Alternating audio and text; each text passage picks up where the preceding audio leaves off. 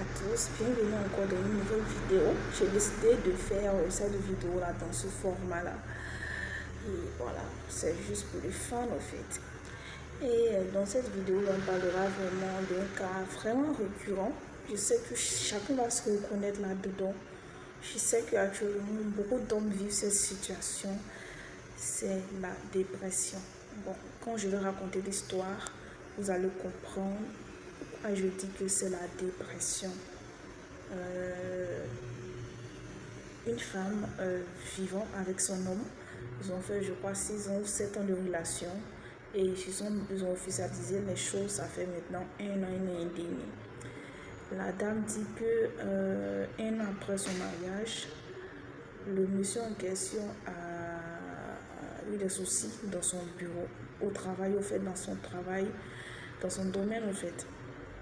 Et son patron l'a accusé, une fausse accusation, et cette affaire-là est allée jusqu'en justice. Et Dieu merci, son mari a été blanchi la vie parce qu'il est innocent de toutes les manières, selon elle ses dires.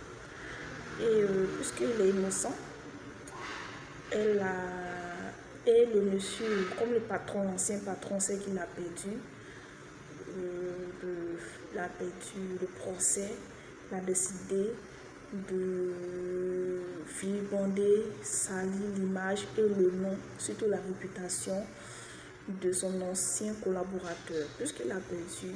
Parce que s'il ne perdait pas, s'il gagnait, le mari de la jeune dame allait aller en prison. Puisqu'il a perdu, comme il a une petite rancœur, il a décidé de salir la réputation et l'image de son... Voilà. Et depuis lors, le monsieur, puisqu'il doit payer son ancien employeur, il cherche des boulots, enfin, il ne gagne pas. Il tape dans tous les trucs, il ne gagne pas au fait du boulot de son domaine. Donc ça fait qu'il est à la maison maintenant, il ne fait rien. Et elle a une activité et aussi des enfants avec le monsieur. Ils sont ensemble. Maintenant, le monsieur, il ne parle pratiquement plus. Son mari, elle ne reconnaît plus son homme. Elle dit qu'il ne parle pas. Il est toujours pensif. Quand il ouvre la bouche pour s'exprimer, c'est avec violence, c'est avec colère, des cris. Ça fait que maintenant, il ne parle pratiquement plus. Il ne se parle plus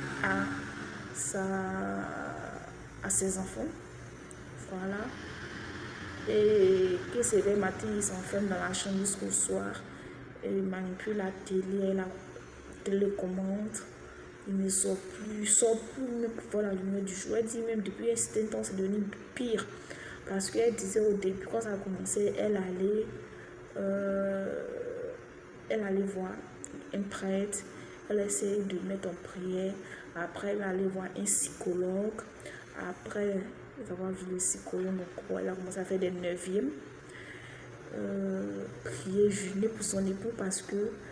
Et finalement, elle n'a pas pu aussi avoir l'argent pour continuer des consultations pour voir un psychiatre, pour voir un psy, et ils n'ont pas pu